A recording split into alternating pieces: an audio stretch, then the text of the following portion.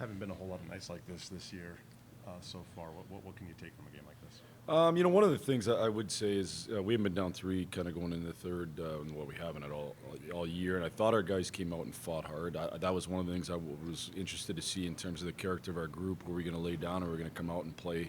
And I thought we did a good job of that. I mean, that's a huge. Against this team, it's hard to come back from that, and we certainly made a fight for it. But that part I was excited about. I think there was moments. It was a kind of a weird game. There was moments in the game I thought we played really well, and then we made some big mistakes, and those big mistakes ended up in our net. Obviously they have one of the best top lines in the league, and those guys get opportunities. They're going to make you pay, and they did tonight.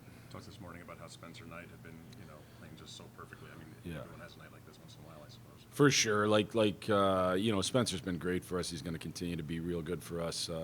So it's just, again, it was one of those nights where the puck found its way in, and we kind of move on. We'll look at the video. We'll have some teaching stuff tomorrow. We'll get better, and then we'll have a practice, and we'll move on to Edmonton. It seemed like some of the young D stepped up and got beat. Neutral zone, yeah. Blue line. What do you think? What would be your correction on that? Kind of within our rules, in neutral zone, we shouldn't be running north. We should be lateral gapping.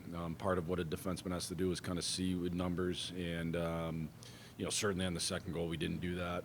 That's one. Actually, that shift was great. Actually, we had a great shift, and they come down 2-on-1 and score. And that's kind of the, I think the maturing process for our team is you work so hard to have a good shift, create those kind of things. You can't give up those kind of easy chances, and not that you can at home.